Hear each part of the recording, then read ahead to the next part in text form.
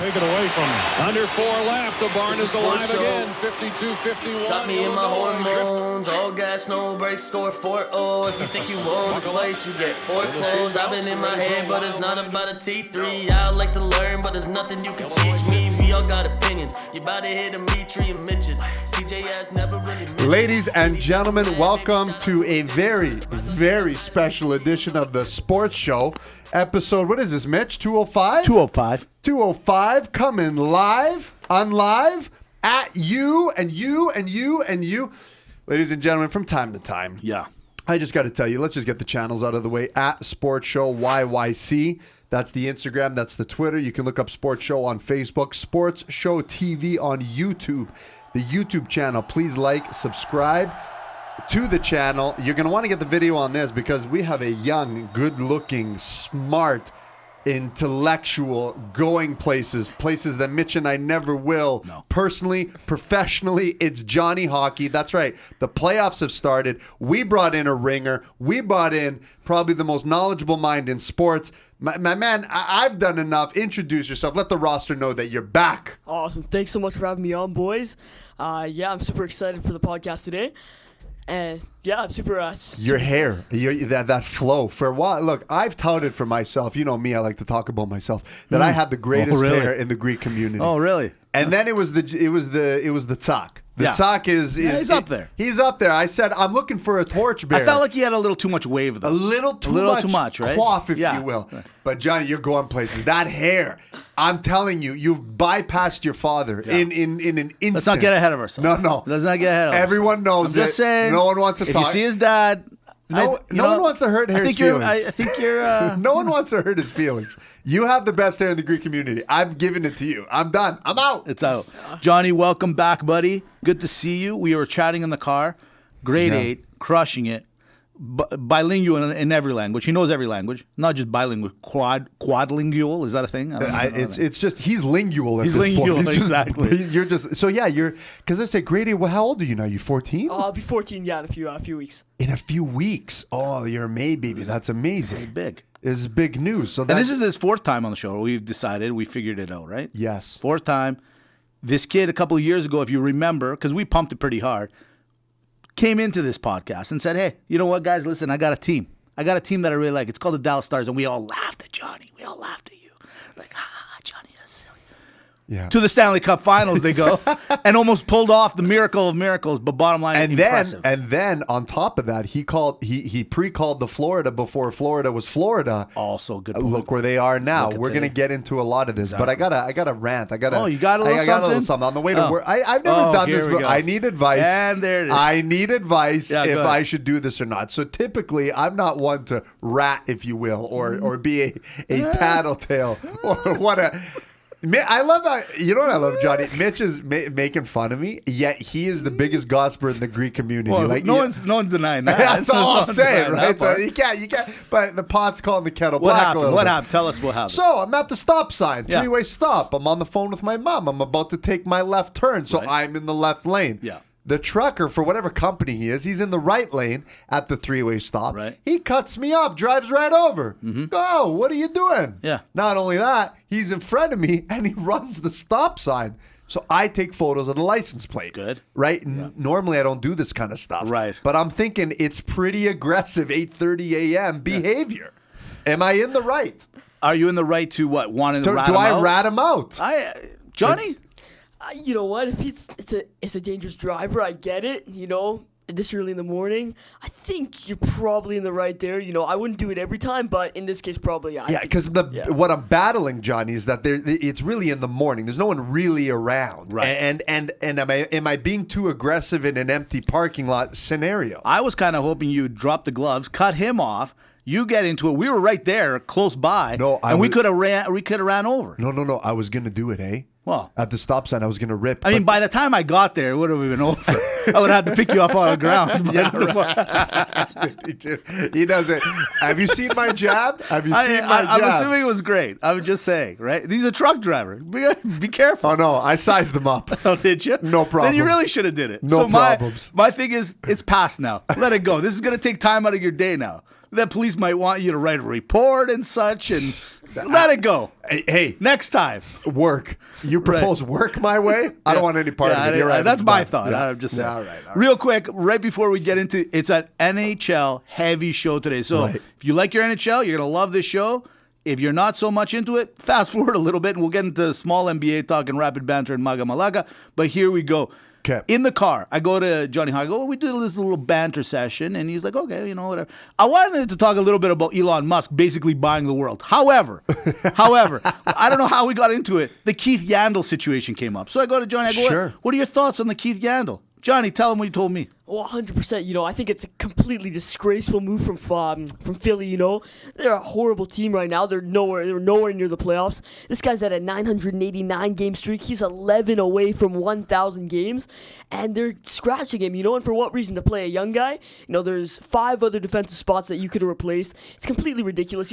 Mitch brought up in the cars talking about plus minus. Right. And I'm saying. Philly was what? They were 8th in the Metro. They were bottom 5 in the league. Who's going to have a good plus minus on that team? I don't care how bad he sucked this year. I understand that you have to earn your games, but as, in his late 30s, as a veteran like that, I think you got to give him some props. You got to respect him, especially after giving him that horrible season that they gave him. I think it's a completely disgraceful move. Preach it, Johnny. Preach it. So thank originally, I was on your side originally. Then I saw the plus minus, and I was like, whoa, he's been skating around. He's not doing anything. Now that Johnny but says then Johnny says, you know what? They do suck, so what's a big deal? I'm back on the wagon. I'm back on the other side. There we go. Johnny, what you said 100% was my point, and I'm glad you came on because you just say everything better than I do, but very eloquently. It's true. It's funny. Mitch and I do a podcast at the university, which we've never attended because we're not smart enough, and then you're probably going to Harvard. So it's fun. Anyways, but that was my point was I get the plus minus. In any normal scenario, you bench the guy. I could care less about game streaks. But when you're at 989, your team's literally not going anywhere.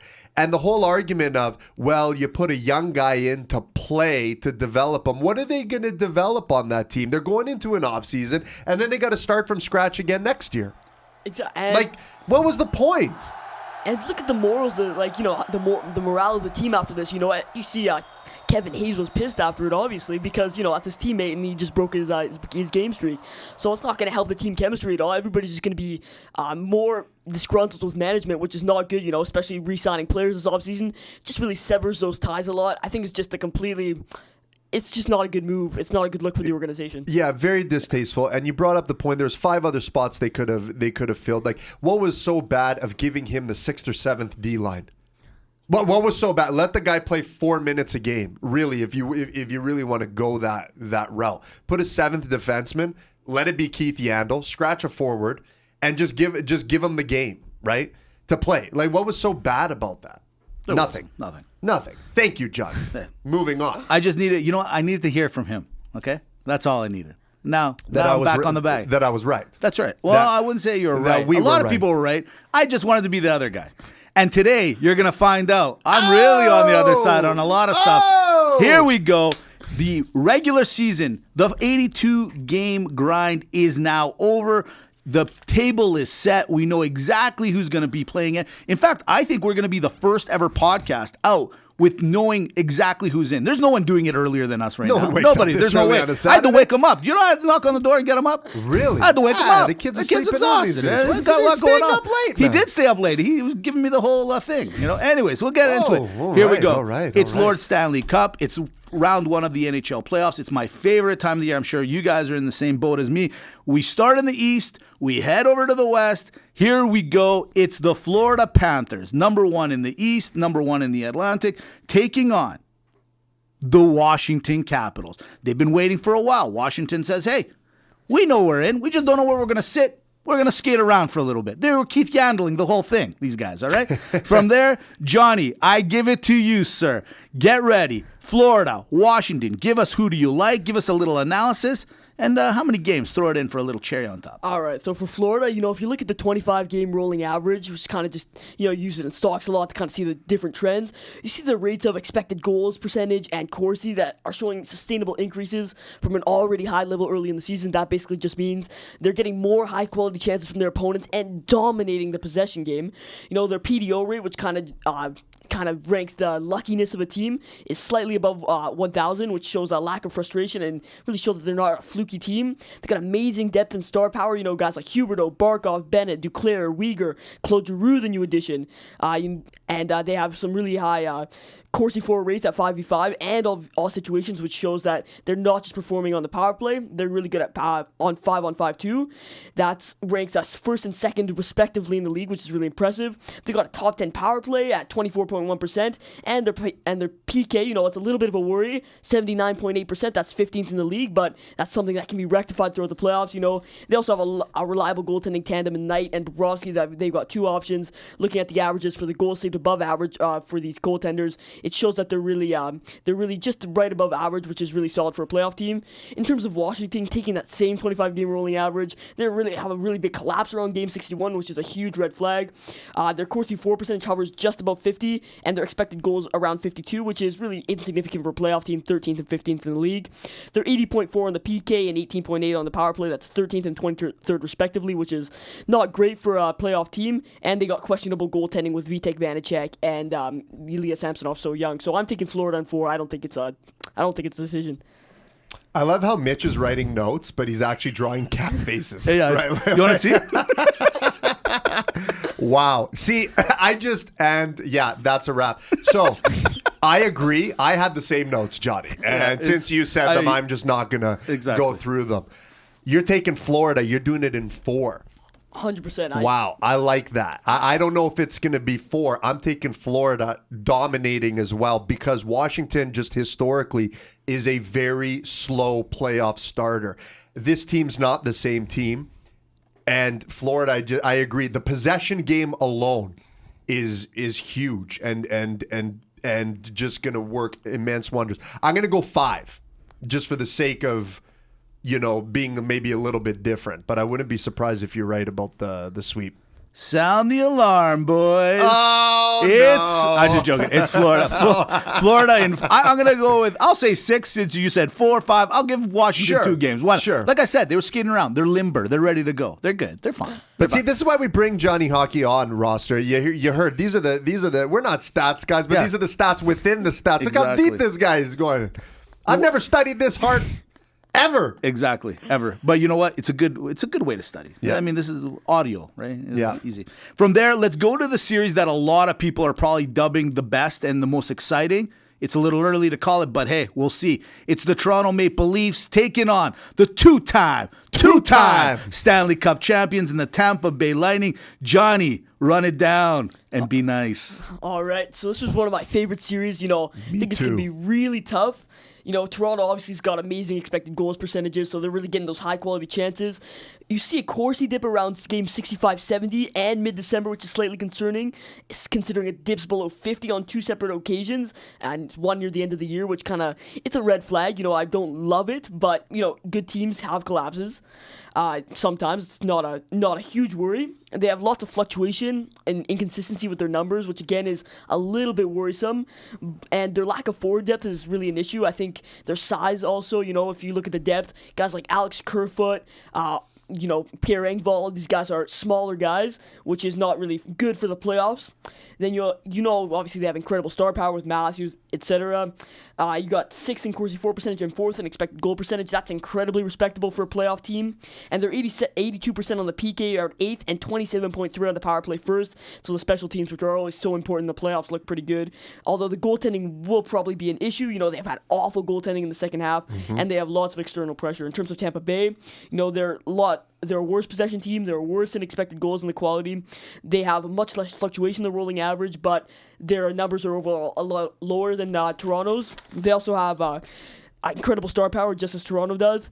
They have a little bit of lack of forward depth, losing that third line in the expansion draft. Their special teams, they're hovering just right in the top third of the league, right there. And they have above average goaltending. But they also have the experience, of course. I just think because of the external pressure of the Maple Leafs and overall, because they are just a better team analytically, I'm taking them in 7, but I think it really could go either way. Johnny for Toronto in 7. You heard it here first. Now let me put the X factor on this. Here's what I'm going to say. Toronto in 7. I agree, and I'll tell you why. Toronto has had to battle teams that they can't get out of the first round. Who are those teams? A Columbus team that they're just expected to beat, okay? They're expected to have rolled over. Boston, who just happens to have their number, but they don't have any of that. Who are they going up against? The two-time reigning defending Stanley Cup champions. Toronto's biggest problem, in my opinion, Johnny and Mitch, has always been the headspace game. They've gotten in their own heads. They've always had a good enough team to be able to beat anyone. Here's what we're forgetting. We're talking about a team throughout the entire year has always been up there. But they're shadowed by this high-octane Florida team, by this lingering Tampa Bay team, by this Washington, Pittsburgh, New York Rangers, Eastern teams that are in their metro doing their own thing. And everyone forgets that the Leafs have been second in that division, and in some cases conference, throughout the entire year, just rolling their way in. They got a 60-goal scorer. Amazing. But they're playing against the best. They're going to be at their best, and I think you're going to be surprised. I think it's going to be grinded down because you never count out a team like Tampa Bay that is structured to win. But where I said Washington's a slow starter getting out of the first round, I think Toronto is going to be a hot starter because now they got to play up to a level. Now they got to play up to people. They're going to grind it out. I got them in 7. You know what? I say, Tampa Bay. Where's the respect? Where's the respect for the two-time Stanley Cup champion? Very simple. The biggest problem I see, and Johnny, I think you kind of alluded to it slightly, Toronto's got no goaltending. If you look at the Toronto goaltending right now, Jack Campbell, Calgren, Wall, it sounds like the bullpen at the Blue Jays game. These guys aren't goalies. Bottom line, I'm going to take the two-time defending champs in 6. Ooh. And I'm sorry, I want Toronto to win. I'm cheering for you guys, I really am. But I think the goaltending problem is a major problem.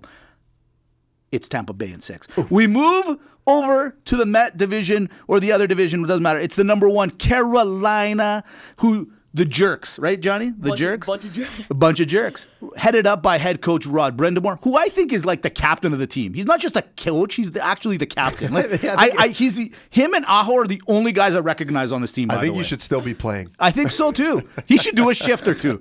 I think it'd be kind of cool.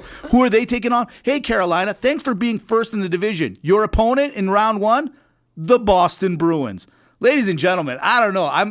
It's another discussion for another day. But we talked about a little bit in the car. The whole playoff scenario, I don't know. This time, Johnny, I'm going to kick it over to Dimitri first. Dimitri, Carolina, Boston, who do you like in this one? Yeah, I think this is actually going to be a funner series than maybe people will give it credit to because Boston's the tenacity of the Bruins in the last 3-4 years has just been amazing, right? Like they get in there. I think pound for pound they have maybe the most solid line in hockey, right? Bergeron, Marchand. Like I just think these guys just from international hockey to playoff hockey to regular season hockey, they're just very consistent. However, I think this time Carolina again always just not there. Always just not there. I think I like Carolina. I think this is another potential 7-game series. I really just think it's going to come down to the depths of why Carolina, for me, I have my indicator, Johnny's always my third line indicator. I match up the third lines. I say, okay, lines 1 and 2 are always at their best. They always got to play each other. They'll cancel each other out. They'll battle hard. The opportunities are very small. When I look at the third lines, I see where's the matchup. I got Carolina a little stronger here, pound for pound on theirs. I like them to win. I'll say Carolina in 7. Putting that down. Johnny? Awesome. Yeah, you know what? Dimitri, I think you're really touched on it too. It's going to be a really good series for a wild card team. Honestly, I just think the depth in Boston is just not there as it was in other years. You got Charlie Coyle as your second line center, which is he's not a playoff second line center. That's the bottom line. I'll say I can't say enough about their possession game, their quality chances. I'll give you all the analytics. The Bruins are a great team. So is Carolina. So you got to go down the depth chart and just look at it concretely. And you see that Carolina is a much deeper team. Their goaltending is much more consistent. I think it'll be a good battle, but I got Carolina in 6. Beauty. I'm going to go with Carolina as well. I'm going to say 6, but I'm not lying to you. Again, we go to the goaltending. Carolina this year rocked it, right? Didn't they win the Jennings as the dual goalies or something like that? Yeah, Right? But the problem is both those goalies are hurt. That's my only little thing here. They're both not out of the playoffs. They're just hurt. I want to swing a little to Boston just to be that guy, Right. but I'm going to take Carolina. I got Carolina in 6. I wrote it down. I'm tied with you. There we go. From there, we go to maybe the series that a lot of people are not talking about because these guys have been under the radar. It's the New York Rangers, who a couple of podcasts ago, Johnny, I said is the scariest team in the NHL right now. I don't know why.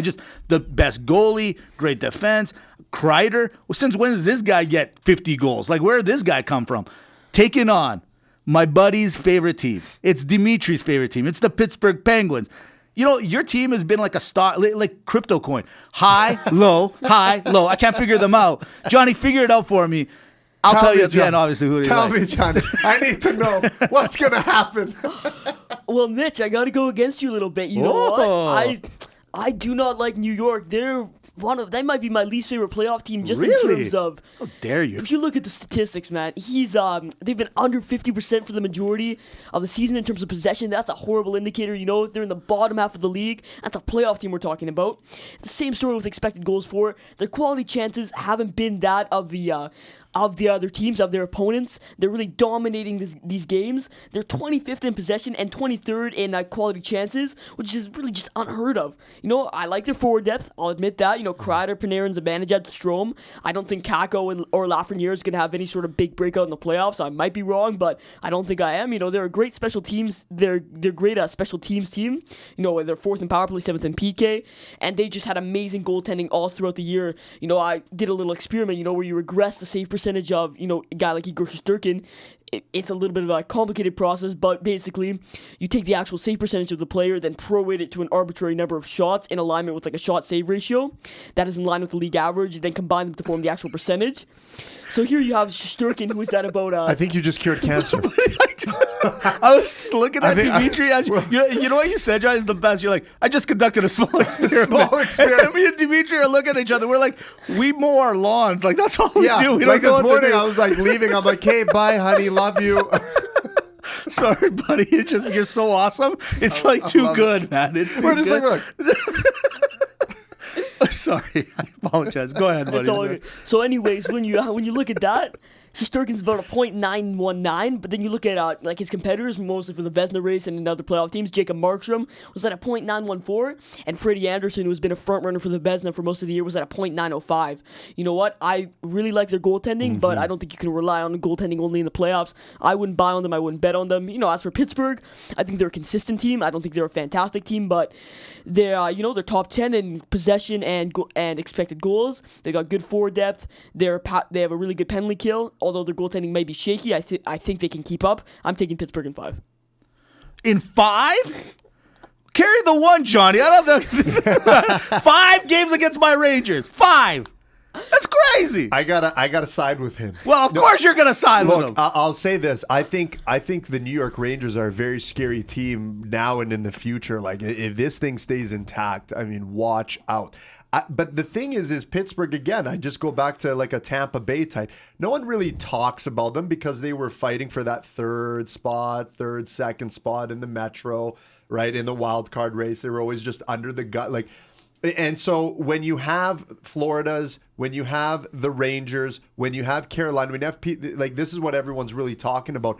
This Pittsburgh team, you got to remember, there were bouts in the season where they didn't have Crosby. There were bouts in the season they didn't have Malkin. There was bouts in the season where they didn't have Tristan Jarry. You know, like, we're talking that you forget about a team like this. I think the Rangers are just a year too early.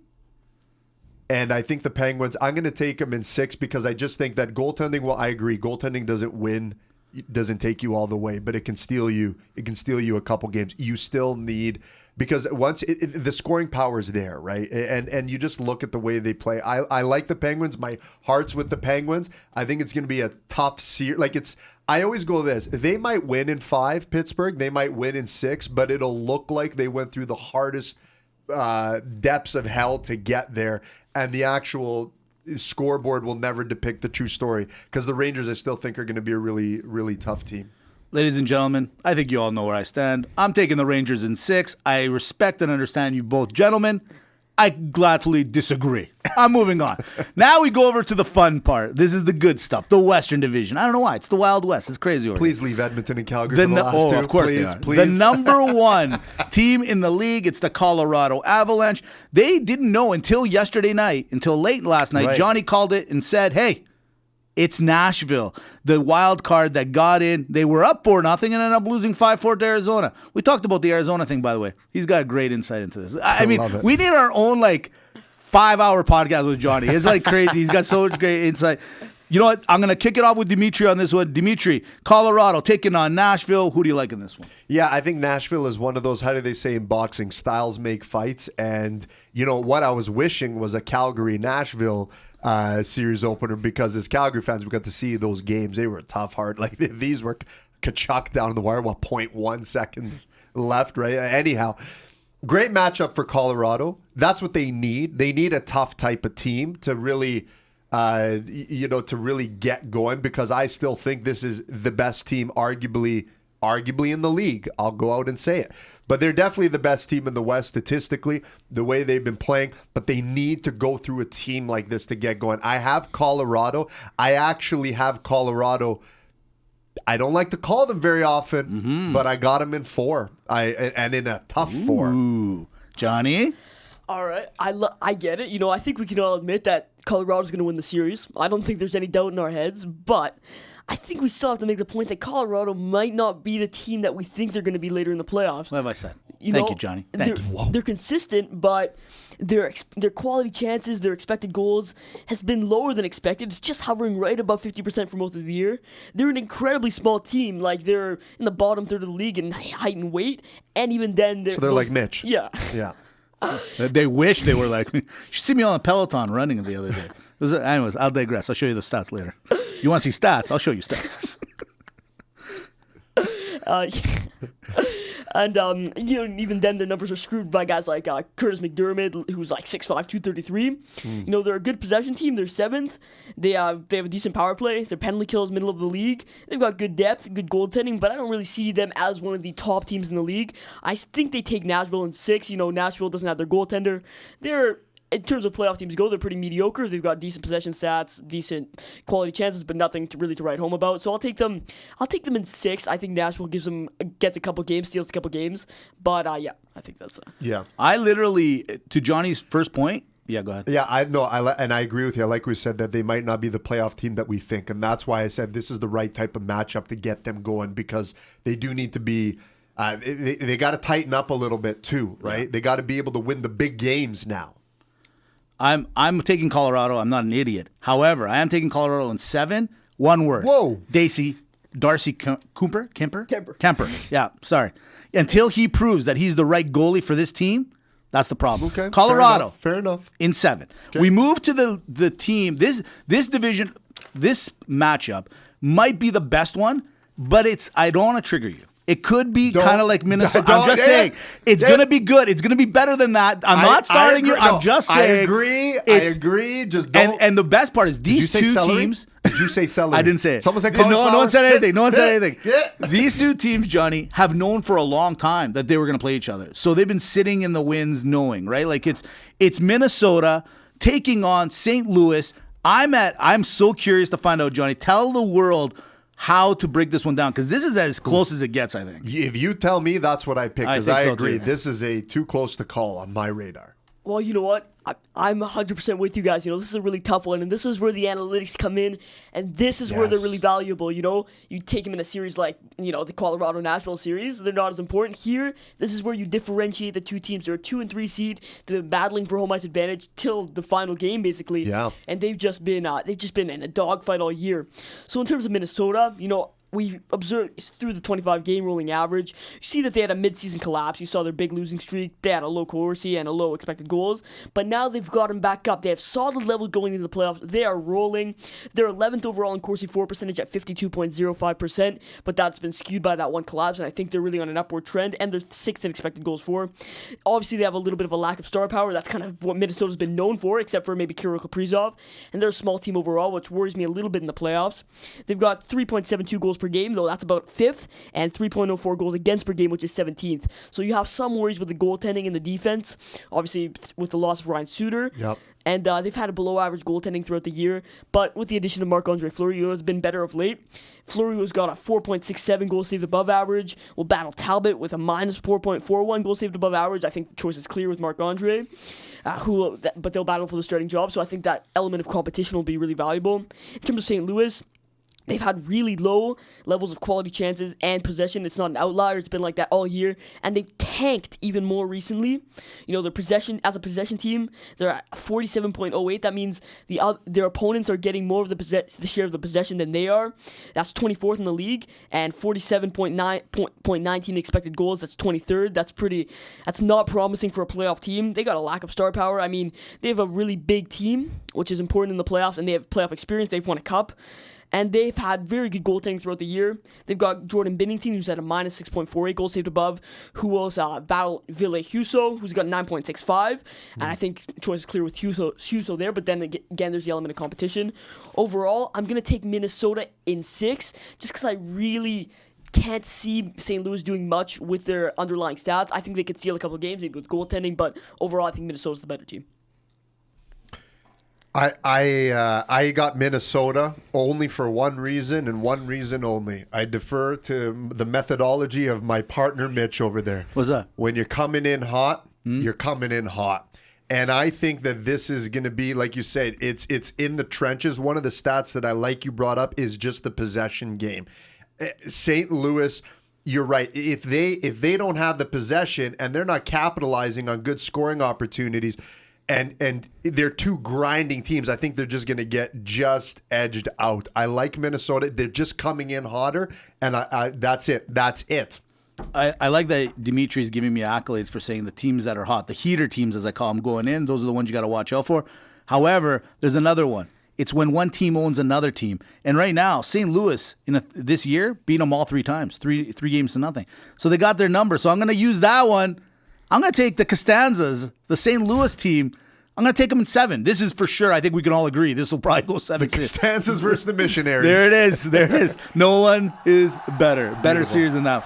From there, we go to the Pacific. Ladies and gentlemen, we're Homer, so we're going to leave the last game last. Sure. It's Edmonton, the team to the north of us. Let's talk about heaters. This team, I watched them beat Vancouver last night in the shootout, taking on the LA Kings. Ladies and gentlemen of the jury, here we go. Dimitri, I'll kick it off to you real quick first. Go. 2 Gretzky teams? 2 Gretzky teams. Listen, the way I see it is this. Edmonton, in my opinion, is the hottest team coming into the playoffs. They are the scariest team coming into the playoffs, and everyone writes them off, and I get why, because they don't have full depth. But you know what? That gets a little bit canceled when you have guys like Draisaitl, when you have guys like McDavid that could on a dime flip it. Look, they're getting everyone involved now. They got the Nuge involved. They got the Kane involved. They got the Keith involved. Everyone's now involved, and it's somehow working. LA is one of those teams where you say, watch out. I'll tell you this. If this was 2 months ago the playoffs started, I'd look at LA and be like, Edmonton, you guys might get blanked by the Kings. Because, again, the Kings are just this team that no one wants to talk about. But yeah, they keep on winning, and they keep on being there, and they're very solid and everything. I actually think that Edmonton is going to kill them in 5. I say kill them in 5. And I'm really worried because this might be the year. What? That the Oilers go all the way. What? Didn't we call them a couple of years ago in the bubble? And look what happened to us. I digress. I'm just saying. Yeah, I think we called it Edmonton, Tampa Bay. Yeah, we did. I think we got one right. We got Hey, not bad. Hey, not bad. 1 out of 2. Not great. 50%. Not bad. That's 50, right? Johnny, who do you like in that? Well, what's the series? You got Edmonton in 4. Edmonton then? 5. Okay, 5. Johnny, go. You know what? I like Edmonton as of late. I'm with you, Dimitri. They've been lots of positive variation in their possession game and their quality chances. They're the 8th best possession team. They've got the 12th most quality chances. Wow. And, of course, they've got the incredible star power. You got Connor McDavid. You've got Leon Draisaitl. You know what? I think depth is still an issue at both positions, on D and on forward. And they've had some really lackluster goaltending throughout the year. Obviously, Mike Smith has been on a roll as of late, but can you trust a 40-year-old going into the playoffs? And you can't trust a 40-year-old in anything. Nothing. Just It's true. Yeah. I'm very distracted. And then, their age is, like Smith's age is concerned, like I said, they're an average size team. I think they can beat out LA in terms of size, which is a good thing. They've got a really good power play, but their penalty kill has been a little bit lacking at 17th in the league, which I think could be worrisome coming into the playoffs. But, I mean, LA is a team that has been really hot since late December, but I've actually seen like a really big crash in since March 10th in terms of possession and quality chances, which is, it's a red flag coming into the playoffs. They have solid levels still. They're 5th in possession and 7th in quality chances. They have a lack of star power, but it's made up for in their really good depth, and they've got a really young team. Their special teams are horrible. I can't sugarcoat that. They're 27th power play and the 22nd penalty kill. And their goaltending has been overall pretty lackluster so far this year. They've got Quick and Peterson. I suspect they'll give it to Quick to start the series. If you're looking at the numbers only, I'm taking LA in a heartbeat, but you have to look at these external factors. I think LA is too young of a team to make a run right now, and I think the external pressure on the Oilers is just too big. You know what? I'm going to say Edmonton in 7. I think it's going to be a tight series, but I still got the Oilers. That's very well said. Yeah. How I view the Rangers, I guess, is how you're viewing the Kings. I like that. Yeah. I got to be honest with you. I like LA here. I just do. And one reason only, Johnny, it all comes down to the pressure. There is so much pressure on the Edmonton Oilers to get out of the first round that, yes, they are the hottest team. I agree. And I'm kind of going against what I always say, and I'm probably going to eat my words. But there's just something there's something wrong in Edmonton. There just is. And if McDavid and Draisaitl don't come out to play, they're done. It's over. It's done. Like, they're literally counting on the two guys. You don't think LA knows that? LA's going to I'm not saying they can contain them, right? It's like one of those things. If they get 2 points on us, we should be happy. I think they're going to game plan. It's going to go 7. I'm going to take LA, and we head off to maybe the best series. Because it really is, actually. It's kind of exciting. I was kind of cheering a little bit in the background for a Calgary-Nashville because they've been playing each other in the last little while. And it's been a great series. That last game, one of the best games I've ever seen in my life. Last 2 games with them. Yeah, absolutely. It's Calgary. They were waiting at the table for a while. They're like, hey, where's my steak? What's going on over here? It's Dallas going, hey, we're here. Sorry, we're late. It's Dallas. It's Calgary. Couple years ago, same series, that's when Johnny Hockey called something. Johnny, the floor is yours, my friend. Go ahead. All right, so obviously we know this Calgary team has been incredible this year. It's a crazy turnaround, after firing Jeff Ward. Daryl Sutter's completely turned this team around. They're the 3rd best possession team in the league and the 3rd best in expected goals for. This system is working. I think that's safe to say. They're a huge team. They're top 6 in height and in weight throughout the league, and they have a really good star power. Look at guys like Johnny Gaudreau, who's tied for 2nd in the league in points with 115 right now. They've got Elias Lindholm, who should be a Selke candidate, and Matthew Tkachuk in that same regard. Agreed. And, obviously their chemistry has been awesome throughout the year. Their goaltending, a little bit of a hot take. It hasn't been great this year. I feel like Markstrom has let them down a lot if you look at the numbers. I think he hasn't proved anything in the playoffs yet. I think he has the skills. I think he has the technique that he can make some big saves. And they've had good special teams. I really like this Calgary team. Dallas has been a bit of an enigma so far this year. They've been below average in expected goals and possession, just below average, they're sitting at 19th and 14th respectively. They're an average-sized team. They used to be a lot bigger. That's when I picked them. And they have really freakishly average goaltending when you look at it. Jake Ottinger's been kind of riding that 0 line in terms of goals saved above average, which is really interesting. I think, along with Nashville, Dallas might be the most mediocre team in this playoffs. I don't think they have crazy star power. They've got good guys that can contribute, Jason Robertson, Rupe Hintz. But honestly, I don't think it's going to be a problem for Calgary. Dallas has Rick Boas' system that can probably seal them a game or 2 at most. I'm going to call Calgary in 5. Nice. I actually have Calgary in 5 as well. Just they might have a give-me game. And again, I'm going to put the X Factor cherry on top of your cake with the analytics. One thing you said, the system, it's working. It's been working all year. And the system's been working to a point that it's created so much space for their players. That's why I can't remember. I think it's been over 20, maybe close to 30 years when we've had 340 goal scorers. Gaudreau finally popping it in the other night. So the system is working. The system's going to be a problem for anybody if you're not, because now Calgary's playing 60 minutes. And it's right. I love how you brought something up about Markstrom, because the thing is he could have all the shutouts that he has in the year, but you have to look a little beyond. It's almost like, okay, LA with Jonathan Quick. Nashville for how many years with their goaltenders, right? Like, look at Carolina, the type of team they are to have someone that could come from Toronto, who everyone thinks has no business being there, to a Vezina candidate. Right. When you have a good system, it can really hide that, and you don't put that much pressure. Detroit Red Wings and Chris Osgood is the epitome of that right there. Watch your mouth. Watch your mouth. So the point that I'm making is that the system is working. Dallas, you're right, is a pretty mediocre team. But I think the Calgary Flames have it in their heads that they just choked against this team and they can't do it again. And they will not do it again. And now they actually fear the coach. Now they actually, because here's what I love. Monahan, sorry, don't care what your name is.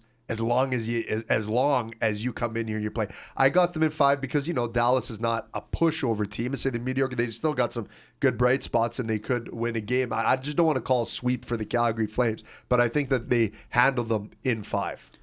Sound the alarm, boys. Because the sea of red is back. Let's take the Flames, and I'm going to do what you can't do. The Flames in 4. It's over. Dallas, give me a break. I don't even know anybody on this team. I don't even know. What's a hint? Get out of here. Who's your goalie? You're a bum. Get out of here. I agree with but I love what you said, Johnny, because sometimes I've said this all the time. I don't watch every hockey game, and I know you love your Flames and you watch them a little bit more. But Markstrom, as good as he's been, hasn't been great. And I love that you said that because I thought the same thing, but I thought it was a little crazy. Yeah. So I'm happy that I'm not crazy. That's it. Has he told you how he wants to trade McDavid? Oh, it's coming up. Hold on. It's coming up right now. We'll get into that. Here we go. Real quick. So we're done. We got our predictions, but now we get into a couple of questions. We got Johnny here. We got to ask him a couple of questions. Here we go. Why else are we bringing him Johnny, I said it to you in the car, and here we are. It's who's got more pressure on them, the Toronto Maple Leafs or the Edmonton Oilers for a first-round win?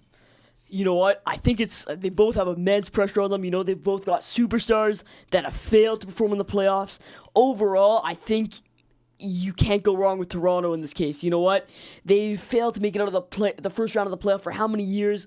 They brought in this, ultra progressive new GM who made all these moves. Kyle Dubas, the savior of the franchise. Austin Matthews drafted first overall. You got Willie Nylander, the big free agent signing John Tavares. And what do they have to show for it? No playoff wins since the early 2000s and not a cup since 1967.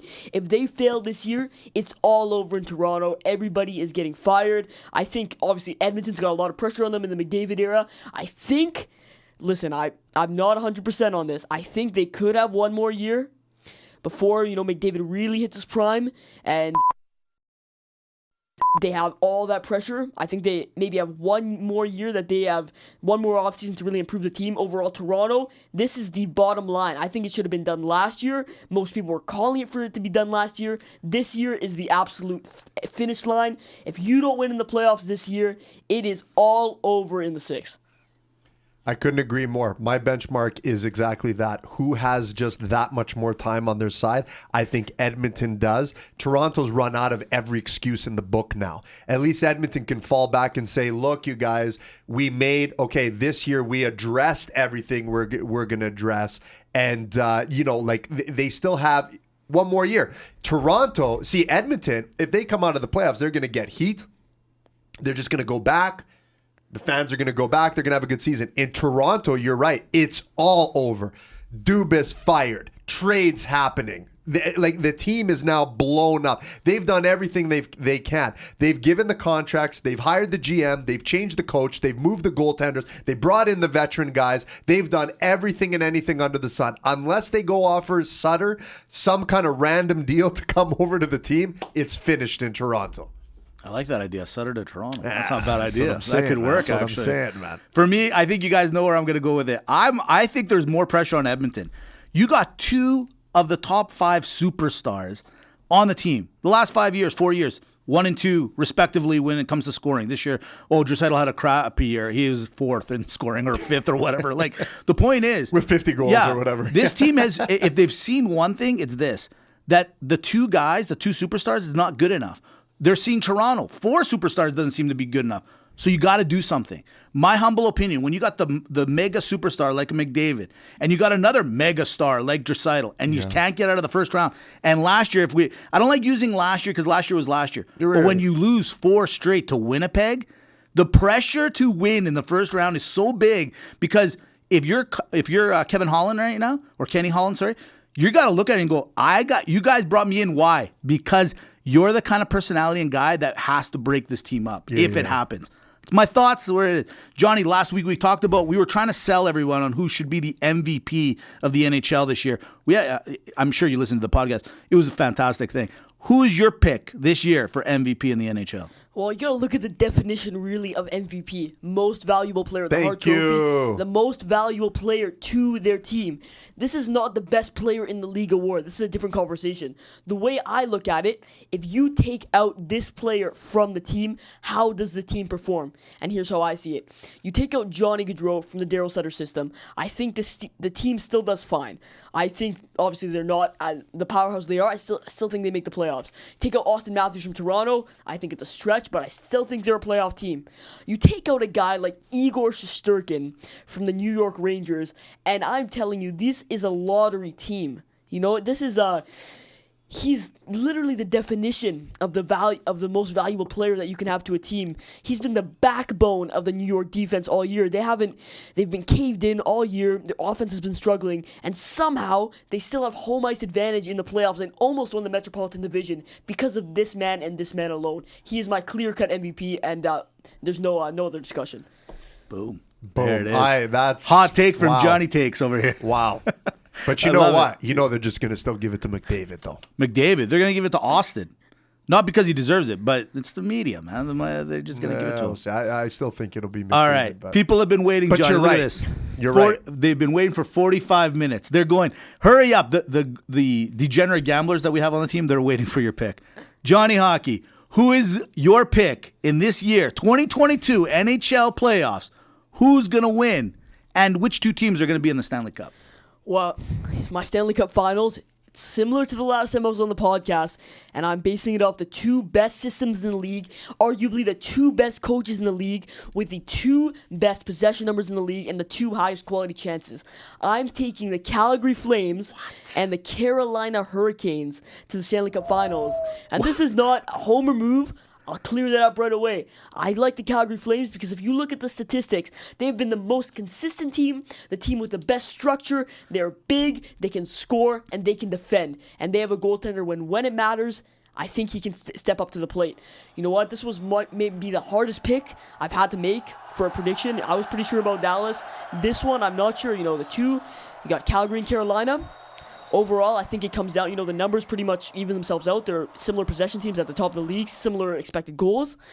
Overall, I think it comes down to two things, the system and the size. And obviously, I think I like to think of myself as a pretty progressive hockey mind using all these stats, but you can't deny it. Yeah. Size matters in the playoffs. Carolina is overall, they are one of the smallest teams in the playoffs, and Calgary is one of the biggest.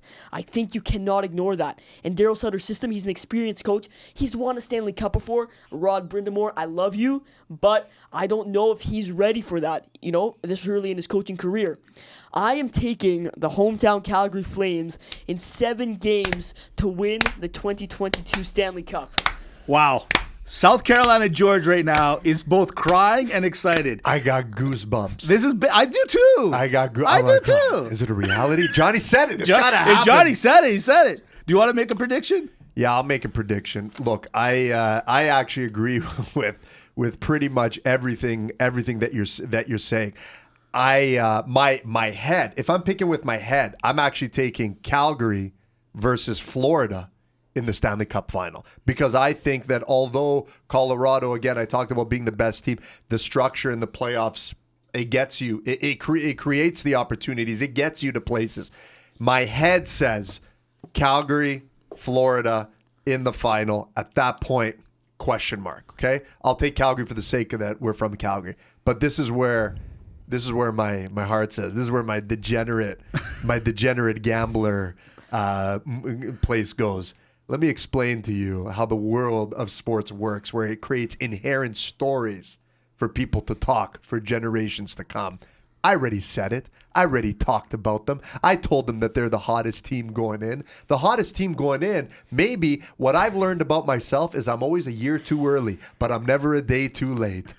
I'm taking Here we go. the Edmonton Oilers Sit back and relax. to work their way to the Stanley Cup final. And who are they going to face? The only person that can truly pass the torch, that could truly give it to one Connor McDavid.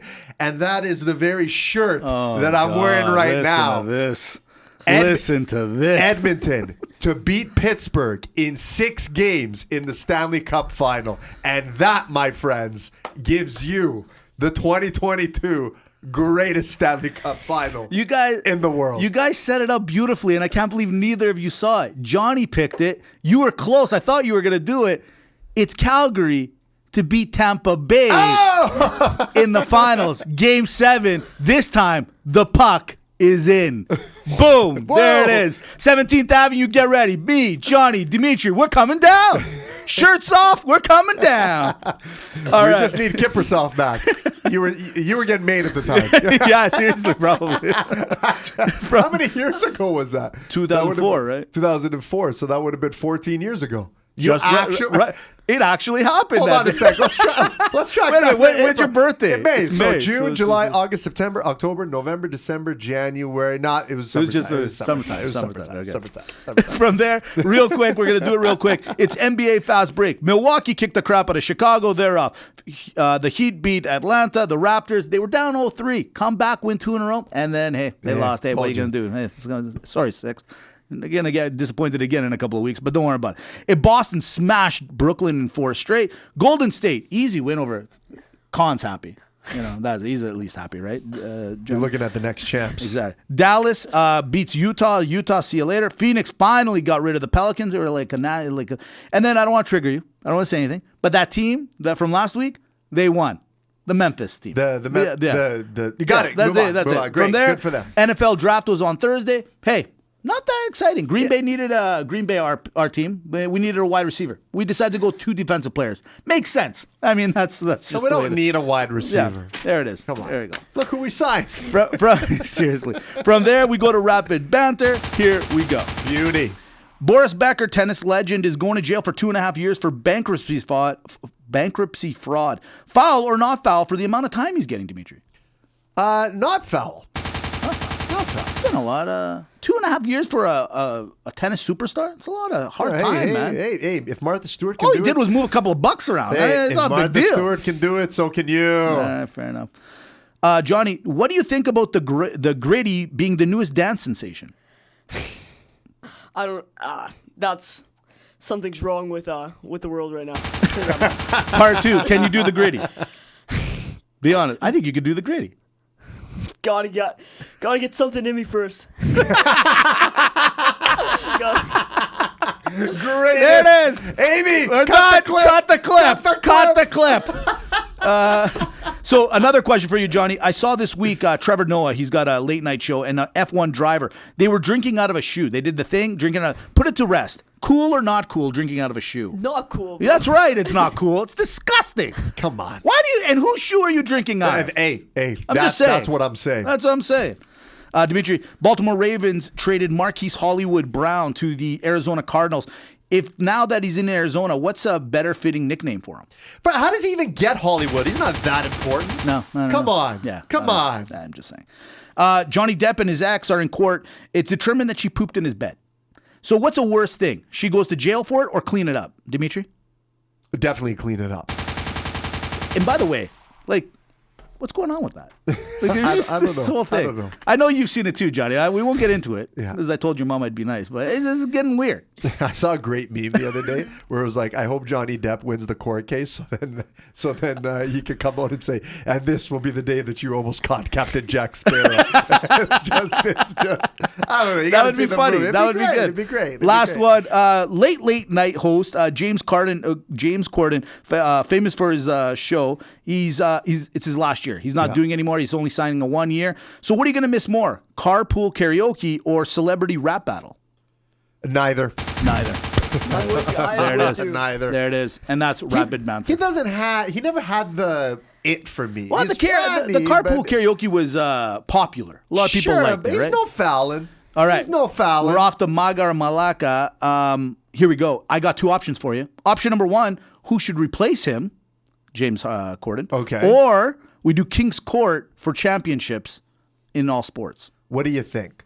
Who should replace Corden or King's Court in sports? I don't know, whatever you think. No, it's your pick. No, I'm it's your going to pick. let you. You get the pick.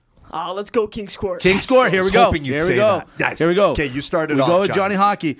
It's the Stanley Cup Finals versus the Super Bowl. Maga and Malacca. Who's the Maga? Who's the Malacca? I gotta go Maga, Stanley Cup. I love the Super Bowl, but I think it's just more heart, more grit to win that Stanley Cup. Agreed. So Stanley Cup now is against Dimitri, the Finals World Series. Ooh, I'm gonna go. Oh man, see, and I would have picked the Super Bowl. And here's the thing: I loathe baseball. I hate baseball, but I got to give it to him in the garbage. I was gonna say, I will what is never happening pick here? you baseball over hockey. My God, Stanley Cup All right, Finals. it's Stanley Cup taking I on. can see Mitch is. I can see his. I was heart. like, what is His heart happening was here? What is it palpitating. like? Okay. So it's Stanley Cup because they keep winning. It's against the NBA Finals. Just give me all the hard ones here. I'm biased here. I'm gonna take the Stanley Cup. Stanley but Cup. I love the NBA Finals. You know what? They're both super exciting. You know, I just think the super teams have ruined it a little bit. I think not the that's same a good heart. point. Not the same heart. Dimitri, Maga, Malacca, Stanley Cup Finals versus the Euro. I'm gonna go Stanley Cup Finals because the next one. There's actually two more. Oh, there's two more. Yeah. Okay, I'm gonna. You know what I love? I gotta go. It's just it's great playoff, but there's only one that eclipses only one, that's it. the NHL for me. That's it. So this one, It's Maga Stanley Cup. Stanley Cup versus Wimbledon. Johnny. Oh my. Well, that's a hard choice. You know. Hey man, maybe you're a big tennis advocate. I don't know. I mean, I just found out you do drugs. I just found out. I don't know what you're up to these days. I don't know what's happening. Objection, Your Honor. Sustained. Is insinuating? Okay, final last one. Johnny, it's for you. It's Stanley Cup versus the World Cup. Soccer. I thought you were gonna say something else. I was never a big soccer guy. I have to say, I'd probably pick my Stanley Cup Finals. For me, the only one that was gonna beat it was probably March Madness. That might be it. That's what I was expecting. I didn't put it in, but it's okay. There it is. It's Maga Malacca. It's over. Dimitri, put it through. You know what? And this is where we would disagree. I would always take the World Cup as the best tournament over anything, only because it's the only world true played sport. However, for the sake of this podcast, we're talking hockey. So guess what, World Cup? Take a back seat. Take a back seat to Johnny Hockey, to my buddy Mitch, to us and the rest of the roster. Look, we want to thank you very much for listening. This has been episode 205. Thank you so much, Johnny, again for coming on the show and just exceeding expectation over and over. Your analytic game has The reached best. new depth. How you don't have a job somehow, somewhere in the NHL, I don't know. But I'll tell you what, we're going to put money. Amy, we're going to boost this one. Yeah. Boost. Anytime Johnny's talking, just boost Boost the post. Money. Just put the money Boom. in. Done. Like a token. Ding, ding, ding. Sports Show YYC. Sports Show TV on YouTube, Spotify, Podbean, iTunes. Download it. Let's support Johnny. Our good luck. This has been a long episode, but you know what? We got to really get through these playoffs, and we really got to do it. But we want to thank you for everything. This one is episode 205, one for the books, but we got to shove it in the locker because we do got to hit the showers. In 8 minutes, we got to go do the other show. What? All right. Yeah. See you later, guys. See you Thanks, later, Johnny. guys. Thanks, boys. All the best. Mostly what they bopping. You can say what you got when it's Tuesday. I be locked in.